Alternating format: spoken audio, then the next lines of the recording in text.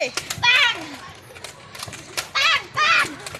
ห้ามนี้ห้ามไปไกลจากการตะก้องข้ามน้ำไปสิงโตมาบ้างไหมสิงโตมาบ้างไหมขอกล้องเลยอย่าหนีจากกล้องหลายขอข้ามน้ำไป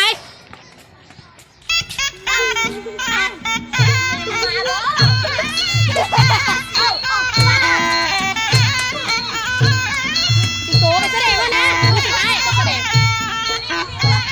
สิงโตทิพย์ตัวหน้าด้วยสิงโตทิพย์ตัวหน้า